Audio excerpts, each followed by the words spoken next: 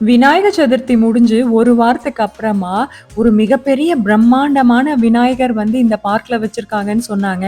சரி போய் பார்க்கலான்னு பார்க்கும்போது, சான்ஸே இல்லங்க. அவ்ளோ பெரிய விநாயகரா இருந்தாரு. ஸோ இந்த விநாயகர் எங்க வச்சிருந்தாங்கன்னா, ரெட்மண்ட் ஏரியா சைட்ல இருக்கக்கூடிய மெரிமோர் பார்க்ல தாங்க வச்சிருந்தாங்க. கார் பார்க் பண்ண கூட இடம் இல்லங்க. இப்ப பார்த்துக்கோங்க எவ்ளோ கூட்டம் இருந்திருக்கும்னு. விநாயக சதுர்த்திய கொண்டாடுற விதமா விநாயகர வச்சு பெரிய திருவிழாவே பண்ணியிருந்தாங்க. ஸோ பார்க்கறதுக்கு அவ்ளோ சூப்பரா இருந்துச்சுங்க. வர்ற மக்களை என்டர்டெயின் பண்ற விதமா நிறைய கலை நிகழ்ச்சிகள் வச்சிருந்தாங்க. அது மட்டும் இல்லாம நிறைய ஸ்டால்ஸும் வச்சிருந்தாங்க. இங்க இருந்து நடந்து விநாயகர்கிட்ட போகும்போது கூட்டம் ஜாஸ்தியா இருந்துச்சுங்க.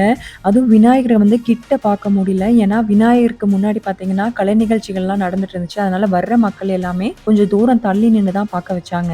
தூரத்துல இருந்து பார்க்கும்போது விநாயகருக்கு பண்ணியிருக்கிற அலங்காரமா இருக்கட்டும், இல்ல அவருக்கு பின்னாடி இருக்கிற லைட் செட்டிங்ஸா இருக்கட்டும், அவ்வளோ பிரம்மாண்டமா சூப்பரா இருந்துச்சுங்க. விநாயகரை தூரத்துல இருந்து பார்த்து சாமி கும்பிட்டு நாங்களும் வீட்டுக்கு கிளம்பிட்டோங்க.